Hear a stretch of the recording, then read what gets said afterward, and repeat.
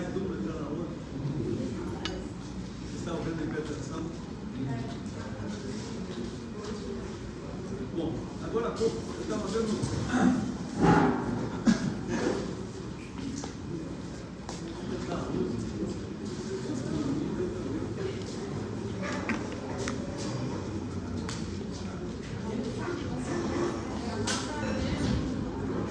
Depois a gente apaga. Então, lembra que a primeira aula que a gente introduziu vocês em relação às ecotropias? A gente comentou basicamente a forma de avaliar o paciente que tem uma suspeita de uma doença envolvendo desviar seus anéis. Uma história que eu estava vendo agora há pouco, e foi pedido parecer, e foi pedido o seguinte: parecer, paciente portador de HIV e procurou o hospital para avaliação de abdômen com volume aumentado. Interrogaram cirrose hepática.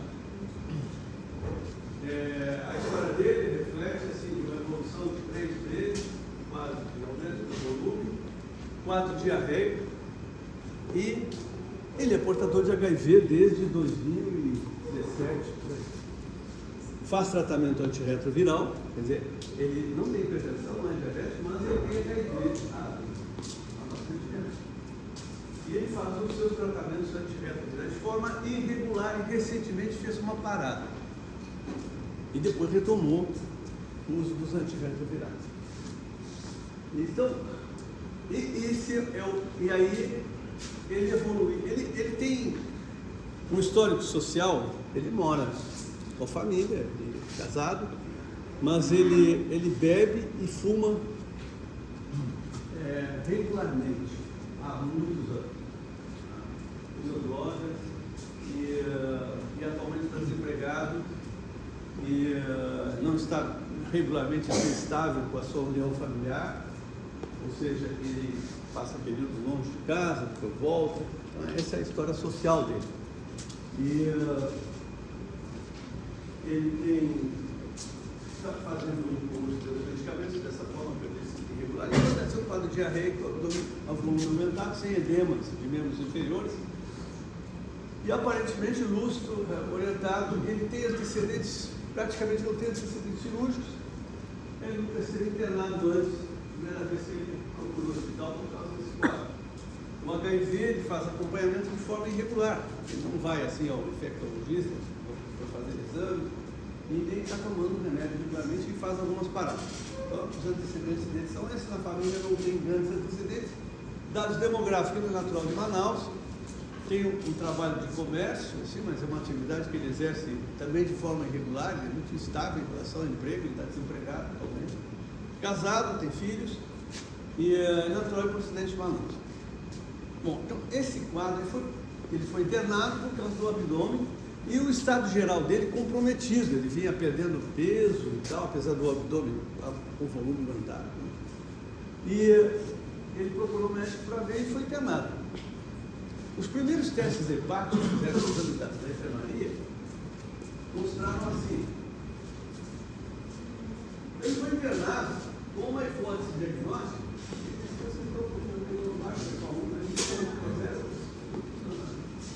Então, os primeiros exames, com essa história clínica, o médico interno lá, ele internou com a hipótese diagnóstica de cirrose descompensada, um paciente portador de HIV.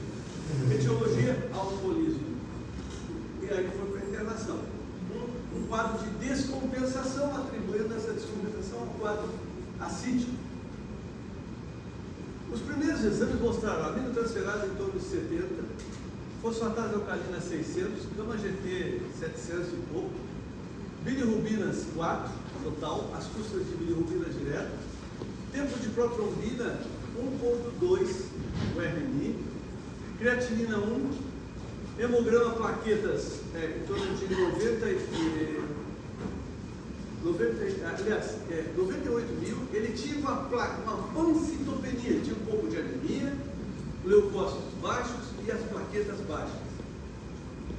E a imagem, a imagem eles ainda não têm, interrogou a CIT e derrame pleural, lado direito. Então, esse é o quadro. Tá? Então foi pedido o parecer desse paciente, aqui faltou só o resultado da albumina, né? A albumina dele é 2,3 albumina.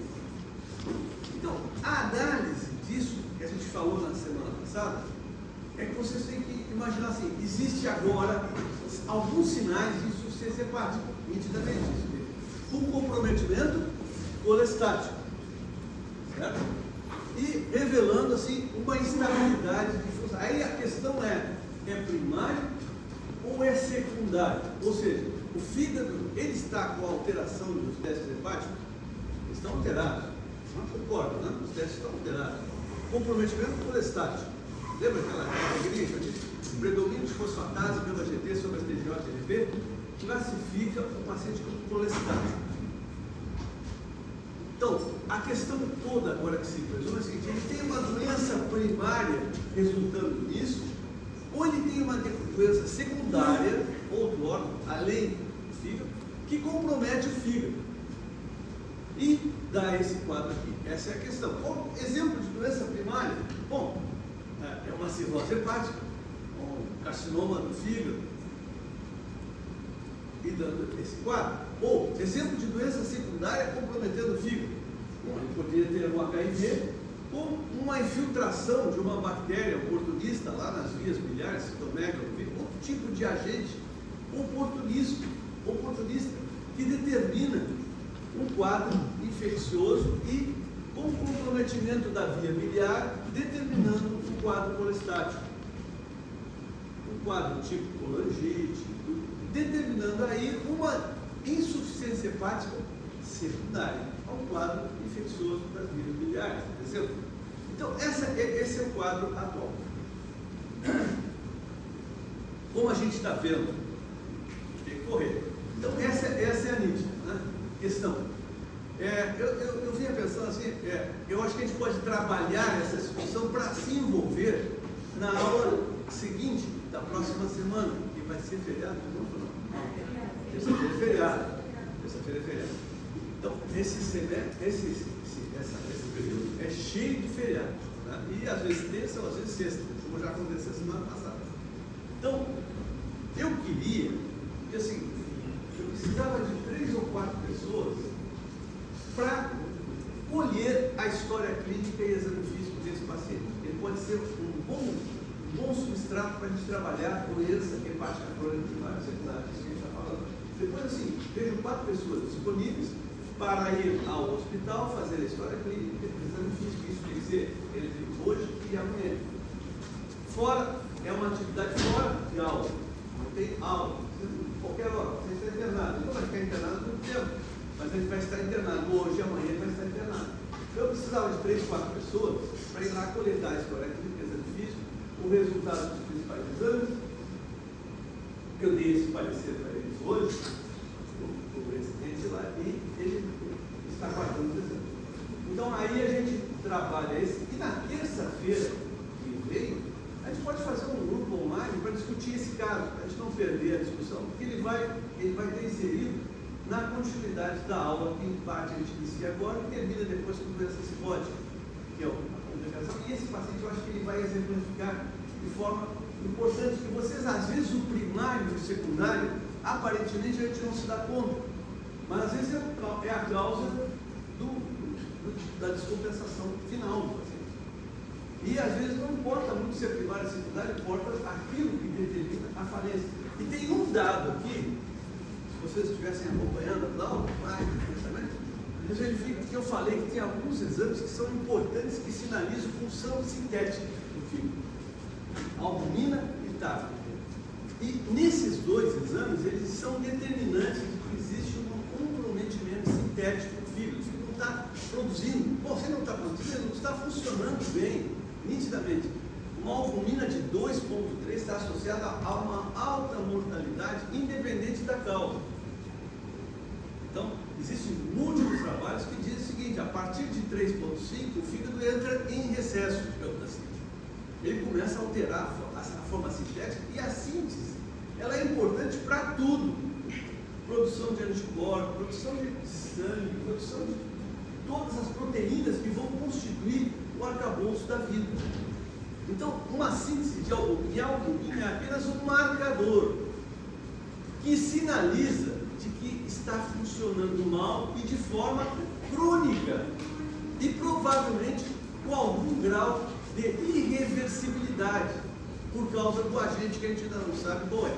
Então, eu quero que acostume-se a analisar esses testes simplesmente olhando principalmente esses dois termos, porque às vezes transaminases, gama-GT, elas representam uma coisa que está ocorrendo, mas assim, que sistematicamente compromete a parte funcional, são esses dois elementos, e principalmente a albumina, que para produzir a queda da albumina demora aí uns 100, 120 dias para que perca a produção de albumina regular. Então 2,3 de albumina hoje é uma coisa complicada e importante e que pode determinar uma série de outras coisas. Combinado? Então eu quero 3, 4 voluntários para, eu vou dar os dados do paciente, onde ele está, como é que chega lá, e a gente, vocês vão colher história clínica e exame físico desse paciente. Tá? E vão trazer, e na semana que vem, na terça-feira que vem, a gente faz uma rodada online para discutir o caso. E aí vocês vão apresentar aquilo que vocês acham que o paciente tem. Vocês vão ter alguns temas que vão institular, vocês vão ter que produzir algum conhecimento sobre aquilo, tá? Baseado naquilo que a gente está fazendo, a partir dos testes de trabalho. Os temas que eu quero me referir é o que está produzindo de principal. O que tem de principal aqui para produzir um tema? Nós temos duas coisas importantes. Primeiro, nós temos uma síndrome, em princípio, uma síndrome colestática. A gente ainda não sabe se é uma obstrução extrahepática ou intrahepática, se ela é produto de uma doença primária, aquela via biliar, ou se é secundária, como uma infecção. A gente não tem esse detalhe, mas vocês vão ver que o algoritmo para a síndrome colestática é grande.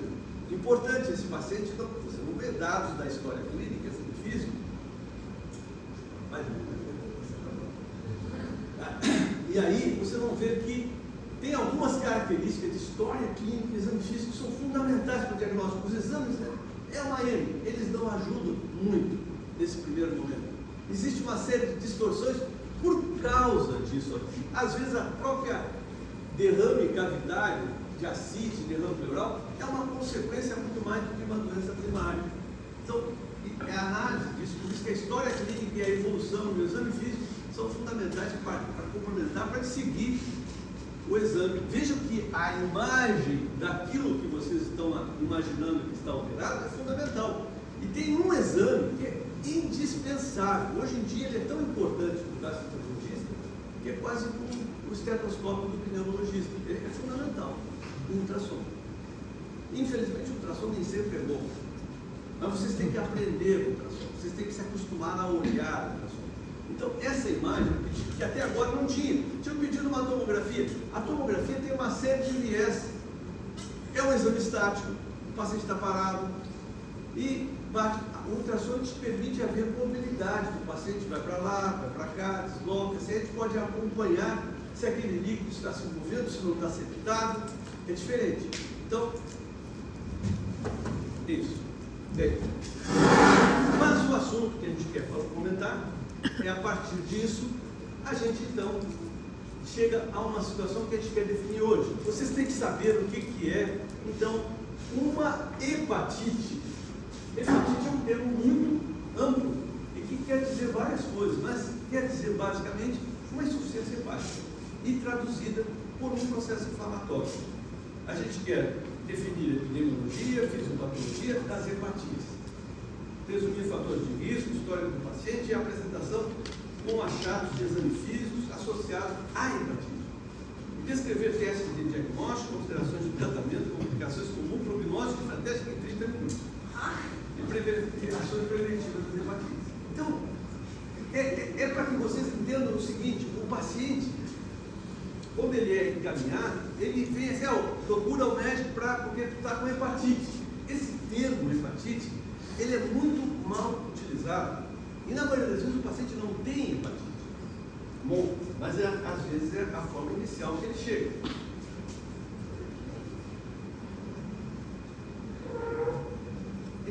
hepatites, entre aspas, elas podem ser classificadas em agudas e crônicas. E isso, através do estudo das hepatites, ao decorrer de décadas e décadas, se chegou à conclusão de que 6 meses é um tempo extremamente importante para definir se a lesão sobre o hepatócito é aguda ou confere uma lesão de características crônicas. Ora, gente, tudo que foi crônico, hoje, ela já foi aguda em algum momento. Então, não existe hepatite crônica pelo princípio.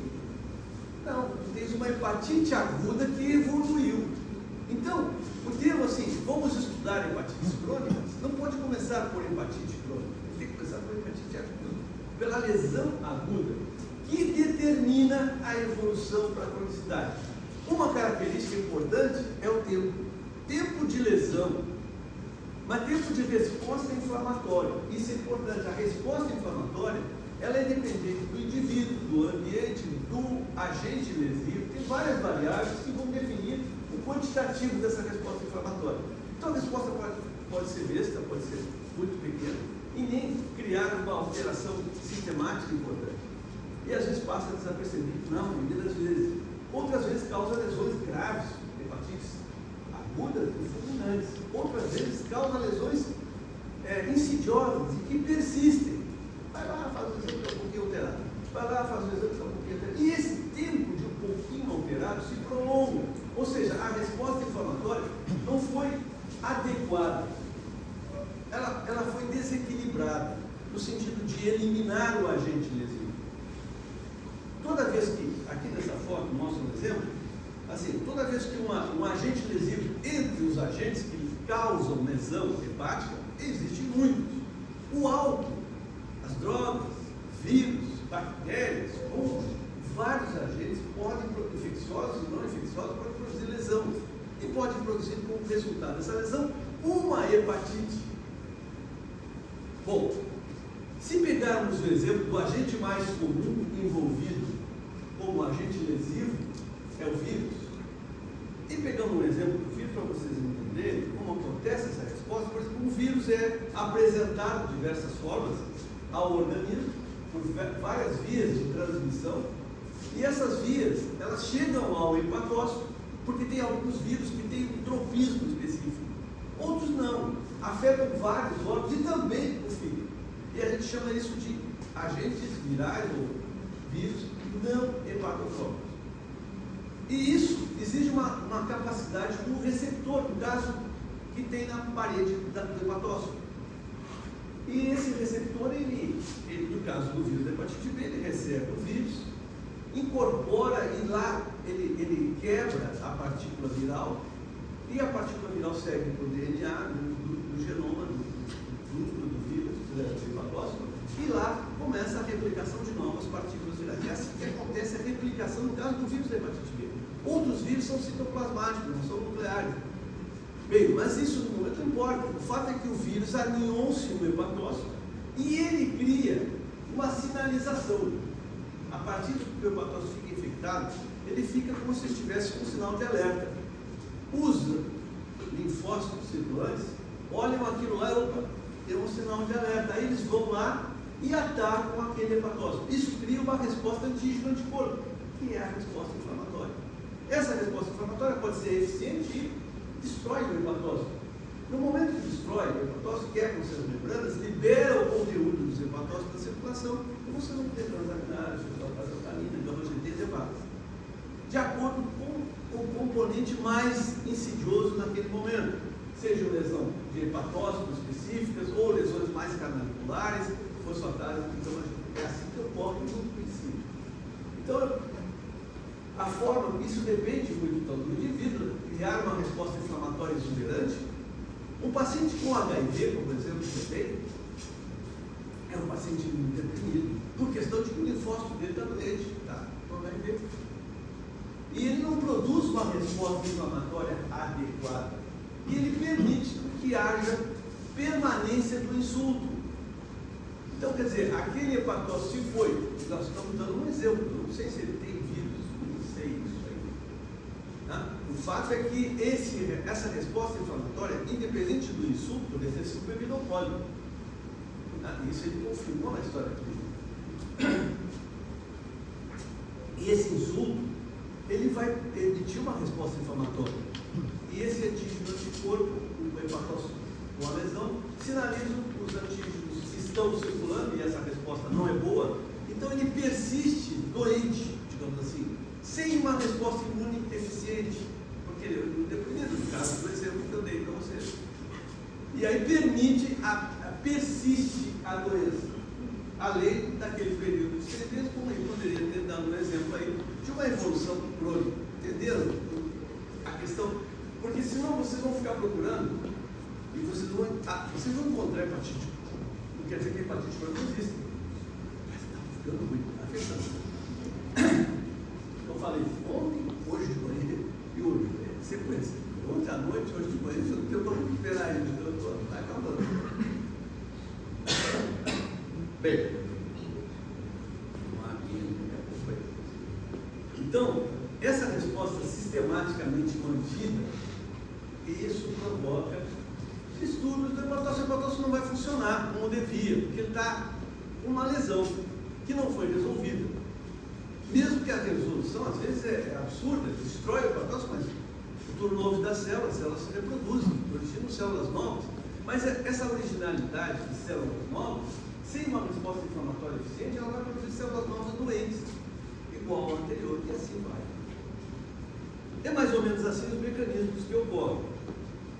Então, existem os vírus hepatotrópicos, vírus não hepatotrópicos. Os hepatotrópicos A, B, C, D, E, F, E, G são os principais vírus hepatotrópicos. O G, ele é discutido se ele realmente é um vírus. Há uma discussão, existe apenas, depende de algumas condições para a sua patogenicidade. Na realidade é um vírus, mas existe a dificuldade de provar a patogenia dele, como é que ele produz as lesões. O A, o vírus B, C e D, sim, são vírus, e o vírus E são vírus comprovadamente hepatotrópicos. Existem os chamados não hepatotrópicos, que são vírus que a gente chama de vírus exóticos, citomegalovírus, herpes, alguns agentes que não são virais, toxoplasmose, ou a sífilis. Existem vários outros agentes que não são hepatotrópicos e que produzem lesões no fígado. E são, às vezes, até de maneira igual. O resultado final é uma hepatite. Bem, algumas coisas sobre vírus, especificamente alguns deles. O vírus A e o vírus E são chamados vírus enterovírus, porque eles têm transmissão basicamente pela via fecal oral. Isso é importante. E vejam, o vírus A ele foi descoberto em 73, o vírus E na década de 80. São vírus que, em princípio, produzem lesões, hepatites inflamatórias importantes. 1% dessas evoluções são agudas e às vezes são agudas muito graves, mas é raro acontecer isso. A maioria das vezes são auto-limitadas e tem uma evolução de 4 a 8 semanas sem nenhum outro grande problema, com exceção do vírus E. O vírus E ele é particularmente grave nos imunodeprimidos e na gestante. Em algumas gestantes ela tem que fazer um diagnóstico diferencial com a real, mas que produz uma lesão de 30% de mortalidade na gestante no último trimestre. Então, o risco de evolução grave em gestante do vírus E existe.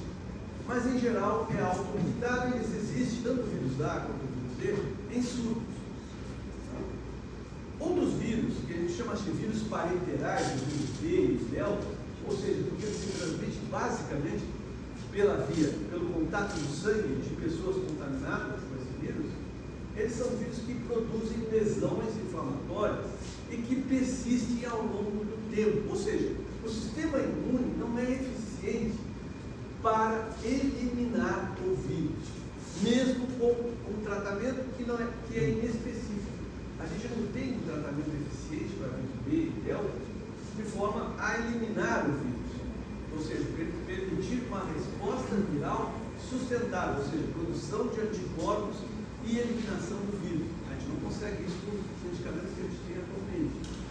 E são vírus que têm esse risco de evolução, tanto para hepatite grave como o vírus A e E, mas o vírus também é insidioso e pode produzir lesões crônicas. Em geral, a lesão aguda é muito mal diagnosticada, às vezes passa desapercebido, quando o cara descobre, já é portador crônico, ou às vezes doente, ou cirrótico, ou tem câncer. Porque entre esses vírus, uma característica também desse vírus delta é ser um potencial carcinógeno importante, de classe 1. Tão importante quanto o cigarro, quanto a tabacória, esses vírus são carcinogênicos. Então a sua persistência no organismo aumenta o risco de desenvolvimento do carcinoma hepatocelular. Às vezes passando pelo processo de cirrose, outras vezes agindo diretamente, sem necessariamente o paciente ser cirrótico, para desenvolver o câncer. É uma particularidade desse vírus. Bom, existe uma alteração genotípica importante desses vírus, mas em geral o vírus B é um vírus mais estável e o vírus delta também. Bom, o vírus delta é um vírus bem incomum. Praticamente nós fomos o maior foco endêmico, de vírus delta no mundo. Muito poucos outros lugares tem vírus delta. A Europa tem alguns lugares, no sul da Itália tem, na Ásia, China, alguns lugares tem, mas aqui tem condensadamente áreas da região do sudoeste dos Solimões de alta endemicidade de vírus delta. A característica especial do delta é de que para o indivíduo ser portador do vírus delta, ele tem que estar portador também do vírus B. Existem algumas pesquisas recentes que mostram que o vírus delta pode sim, eventualmente, muito raramente, acontecer em um indivíduo sem histórico de portador do vírus B. Isso foi descoberto ainda in vitro, não tem uma realidade in vida real, mas é possível. Mas em princípio, a regra geral é que portadores do vírus delta exigem que sejam também portadores do vírus B. Que mostra a estrutura do vírus B. Veja que o vírus B tem uma estrutura no envelope e ele tem uma característica de ser complexo, tem muitas proteínas. Obviamente, ele é mais estável, ele produz menos mutações. É um vírus que tem uma grande produção de proteínas e muitos antígenos. Então, por isso que tratá-lo efetivamente é mais difícil. Diagnosticá-lo não é tão difícil, mas o tratamento efetivo, ele realmente é mais complexo. E por isso que não existe um tratamento ainda que permita a cura. O vírus delta, por ser, digamos assim, ele defectivo, ou seja, ele precisa daquele envoltório do vírus B, que é o HBsAg, para constituir a sua molécula de RNA. É importante que o único vírus DNA é o vírus B, os outros demais vírus hepatotrópicos são todos vírus RNA. O vírus B é um vírus muito complexo e várias proteínas, e ele realmente tem uma significação patogênica grave por causa dessa característica de ser produtor de muitas proteínas. O vírus C, que é um outro vírus hepatotrópico importante e junto também por transmissão parenteral, veja que ele foi descoberto na década de 80. Essa década de 70, 80, nós tínhamos dificuldades imensas para fazer o diagnóstico das hepatites virais, porque nós não tínhamos marcadores sorológicos. Então eles foram surgindo ao longo do tempo. A gente conhecia hepatite B e suspeitava que existisse hepatites de curta incubação e longa incubação, ou seja, as de curta incubação eram os enterovírus, o A e o E, e as de longa incubação, B, C, delta, são de longa incubação, mas só que nós não tínhamos marcador, só tínhamos marcador do vírus B, e o vírus C foi descoberto no final da década de 80. É um vírus também RNA, e que transmissão parenteral, basicamente, os primeiros casos foram descobertos em doenças transfusionais. O paciente recebia sangue, algum tempo depois, 3 meses, 6 meses depois, evoluía para um quadro de hepatite. Normalmente, é muito difícil que se faça diagnóstico da doença aguda. Ela passa desapercebida sem nenhum sinal e sintoma. Mas 80% dos portadores do vírus C tem característica de evolução além dos 6 meses. Ou seja, ele vai ser diagnosticado lá 10 anos depois, ou com cirrose ou com carcinoma hepatocelular. Então, o vírus C é ainda uma mácula em todo o mundo. Existe uma distribuição geográfica importante. Algumas regiões do mundo chegam a ter 20% de prevalência, como o caso do Oriente Médio, região do Egito. O Brasil tem em torno de 3%, é uma região de baixa prevalência.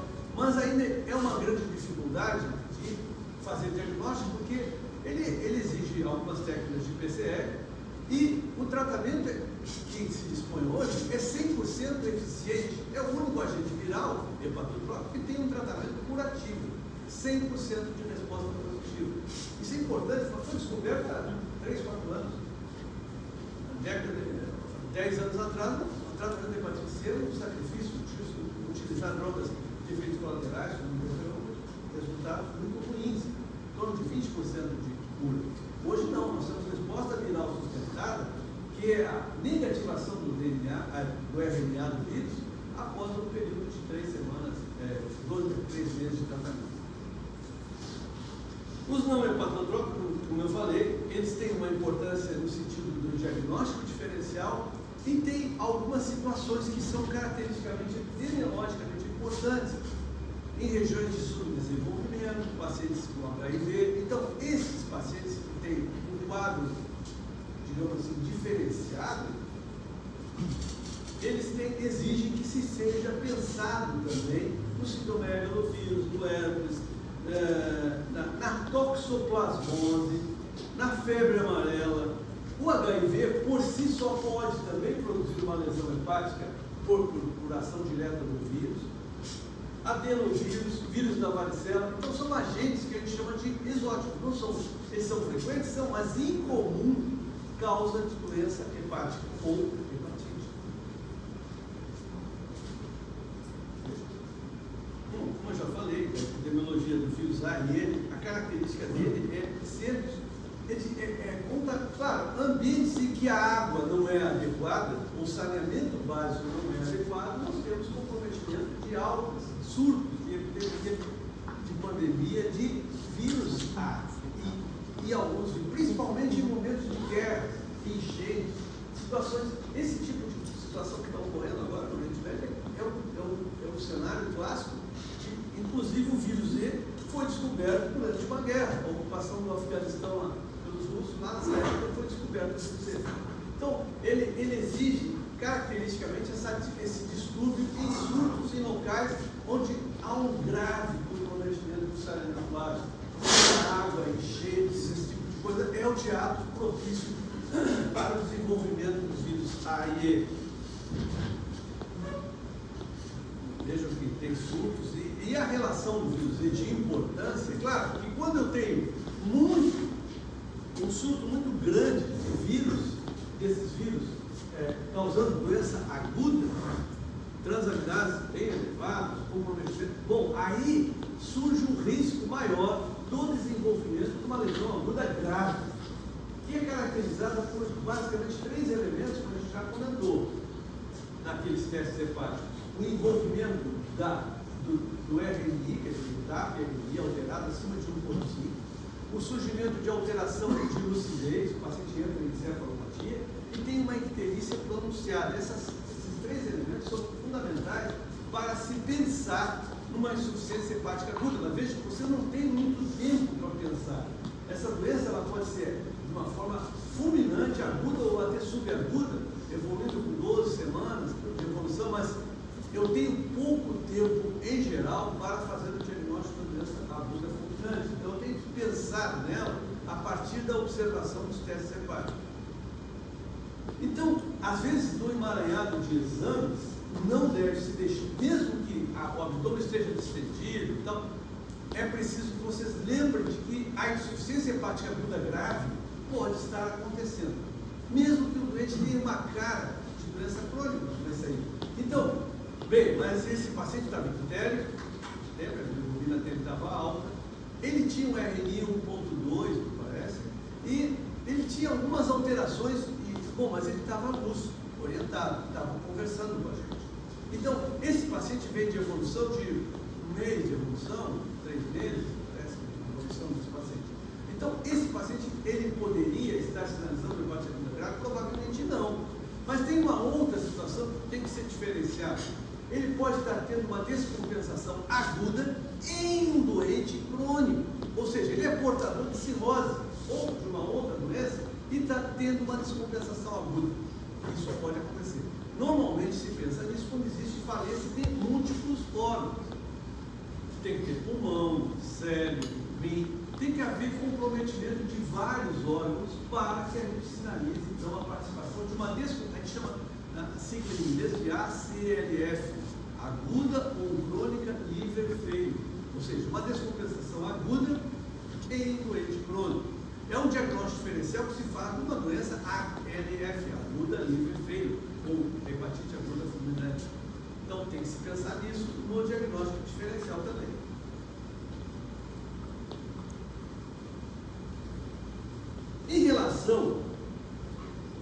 Em relação à apresentação de diagnóstico desses vírus, os vírus em geral, o diagnóstico deles,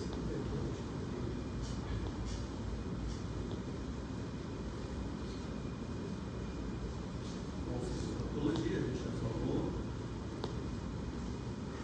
Então, a apresentação desses quadros de lesão hepática, ele pode ser completamente assintomático. E eu descobri isso durante um exame de rotina, isso é bem comum. Mas eu posso ter uma lesão aguda, o paciente está ictérico, colúria, com fezes claras, às vezes febril, astênico, ele pode ter várias apresentações, ou pode ter uma LF, uma aguda liver failure. Ele está descompensado agudamente, a gente caracteriza isso com aquelas alterações de icterícia, alteração do RNI. A apresentação de uma lesão hepática clássica, em geral, de natureza viral, quando o agente etiológico é vírus, ele vai ter uma relação com aquele período de apresentação do vírus ao hepatócito. Então tem um período de uma fase replicativa do vírus.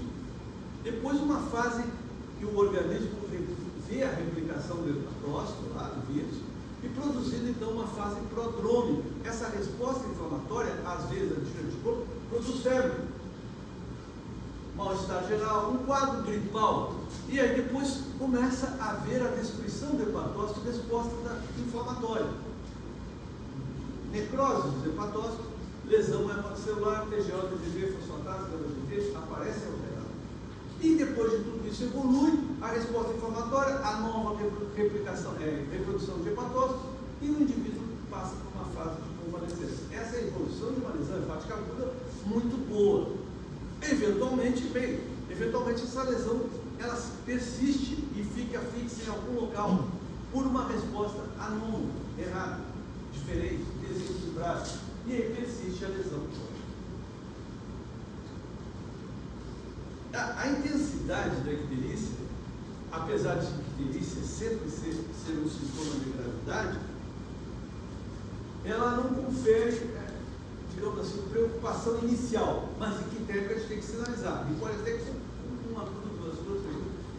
Eu prefiro entender assim, olha, o cara está ictérico ou não está ictérico. Aqueles ictéricos, ele pode estar com prurido ou não. O prurido, ele é importante porque ele sinaliza um comprometimento biliar importante. Destruição de canalículos biliares, mais do que destruição hepatocelular. E ele chama atenção para o quadro de colangite, que às vezes é a inflamação resultando numa infecção, resultado da obstrução da eliminação do biliar. O leptolitíase é bem comum causa disso. E você sabe, vem com prurido, mas o câncer de pâncreas também pode produzir isso. E uma hepatite aguda colestática pode produzir. Então, há necessidade de avaliar que a colestase com prurido tem uma manifestação que sugere que a gente deva olhar melhor a via biliar para ver se não tem nenhum processo obstrutivo.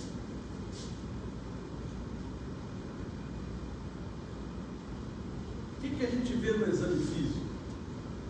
Bom, dependendo da fase em que eu faço o diagnóstico, que vocês vão ver lá esses indivíduos que vão trazer as informações, bom, vocês podem ter características de exame físico que expressem a insuficiência hepática. E isso vai depender muito do tempo que ele está assim. Mas vocês poderão ter um quadro agudo, ou às vezes nada, às vezes uma hepatomegalia. Às vezes vocês poderão ter um baço aumentado. Agora, a presença de ascite, edema de membros inferiores, eritema palmar, ginecomastia, essas hematomas, epinomas, isso geralmente associa-se a uma falência hepática antiga, ou que se prolonga. e que ou está agudizada, mas em um doente que já tinha alterações anteriores. Então, ele é importante para sinalizar, basicamente, a gente está na frente de um quadro agudo, um quadro crônico, então a gente tem que chamar a atenção. Uma hepatomegalia não é a característica de uma doença crônica. Hepatomegalia sugere uma doença aguda. Agora, se eu tiver uma hepatomegalia e o doente for crônico, sugere-se pensar que possa ter uma alteração focal. A gente tiver um carcinoma hepatocelular, aquele lado do fígado está cometido, em geral é o lobo hepático direito, ele vai estar palpável. Mas ele não é o fígado, e sim o próprio nódulo que vocês estão palpando. Então, a hepatomegalia, ela fica um pouco relacionada às alterações crônicas inflamatórias. Quanto mais crônico e mais inflamação, isso significa hipertensão portal associada ao quadro. Então, isso normalmente reduz o lobo direito e aumenta o lobo esquerdo.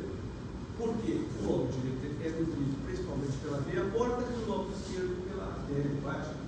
A veia porta é comprometida pela hipertensão portal, pela fibrose subrenal, e ela reduz de tamanho, evolui. Então, há uma diferença entre formação triangular do fígado, com o vértice apontando para a esquerda, agora o vértice aponta para a direita, e que há um aumento do lobo esquerdo. Então, essa característica, o aumento do lobo esquerdo, esplenomegalia, ele sinaliza para processo fibrogênico, processo crônico e hipertensão portal.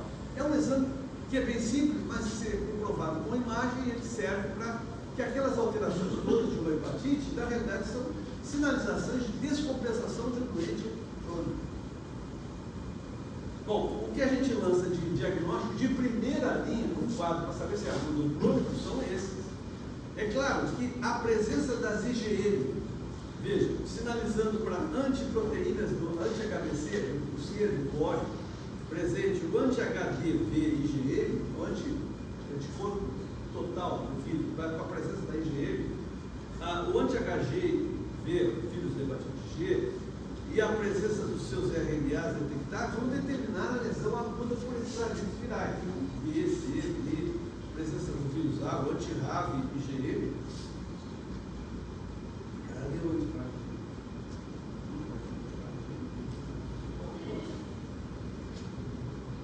Acrescentar aqui um anticorpo. Então, a presença da IgM, seja com o anticorpo do A, o B, o C, o D, caracteriza lesão aguda ou produção de anticorpo contra o vírus que está predominando naquele momento.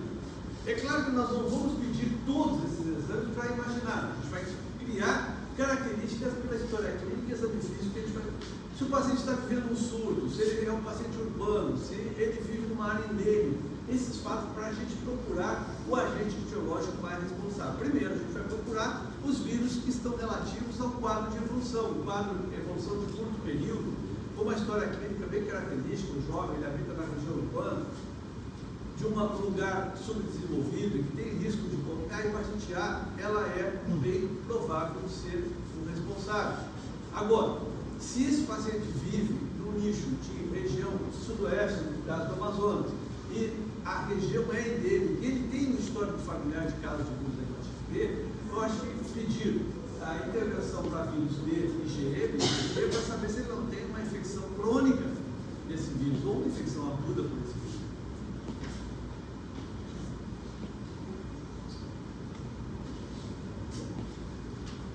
Aqui, por exemplo, um mapa, quer dizer, quando as enzimas hepáticas, as IgMs começam a alterar. E aí vocês têm a sinalização, o anticorpo, anticorpo, e aí depois produção do anticorpo protetor, que é a IgG. Esse é um exemplo do que ocorre numa resposta inflamatória.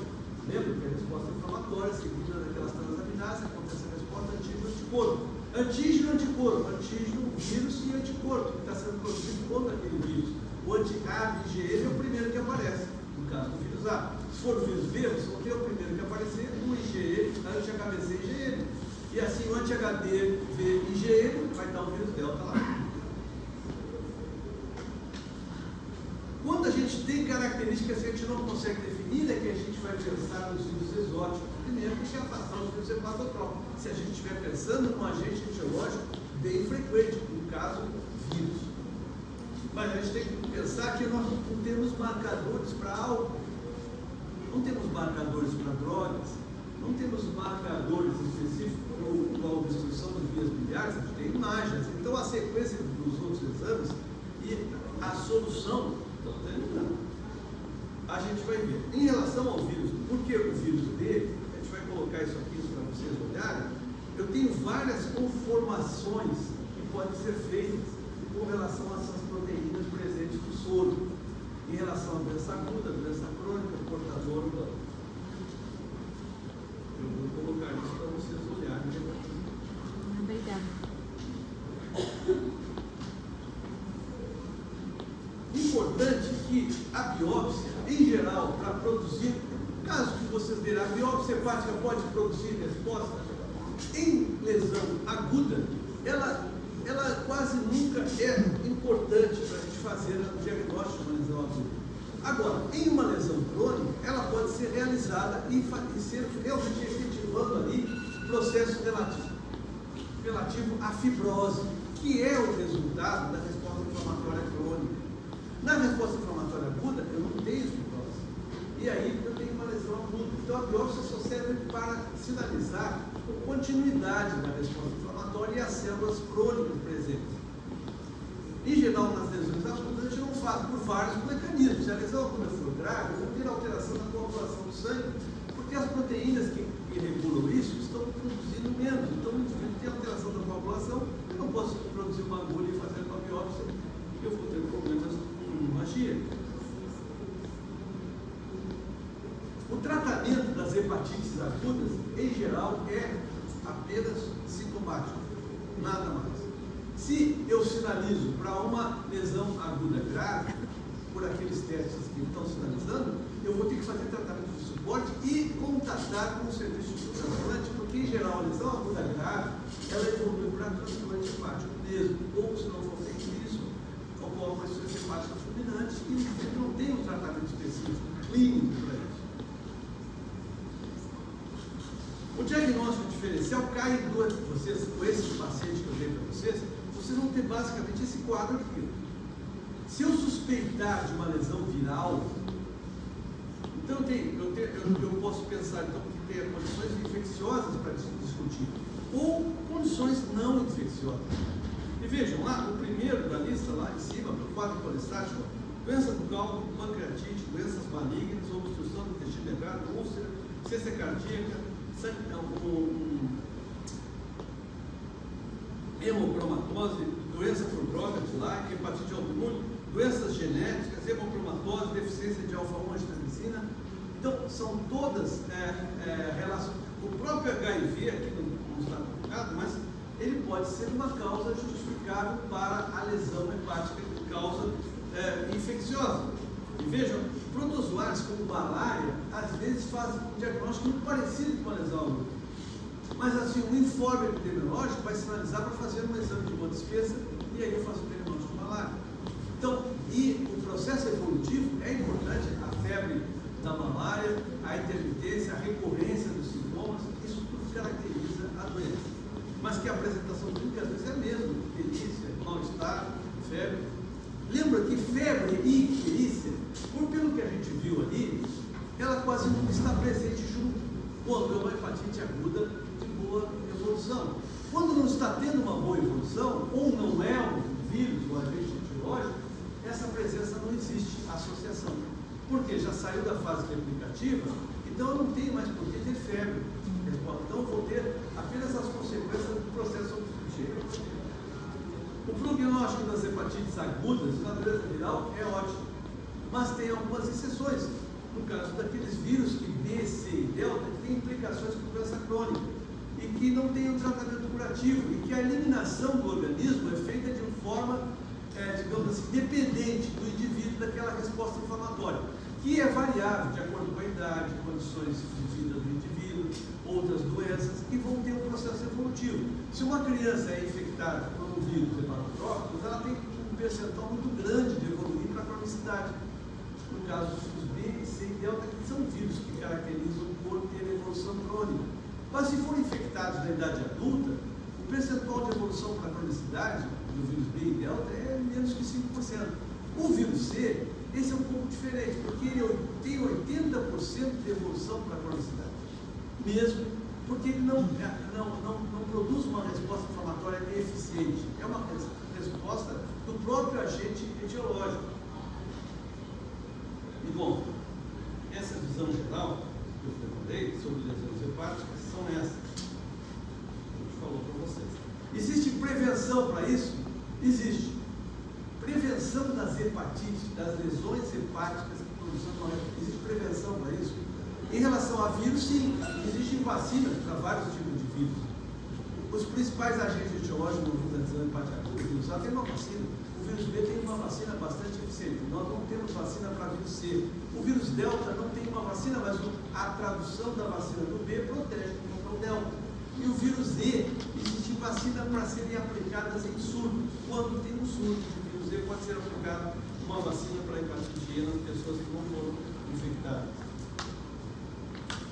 Bem, esse aqui, ó, eu vou deixar aqui vocês.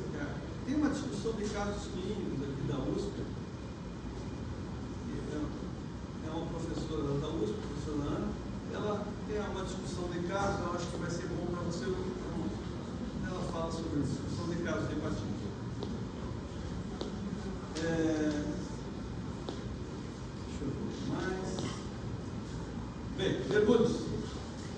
Alguma coisa? É rápido. Alguma dúvida? Então é o seguinte, eu quero 3, 4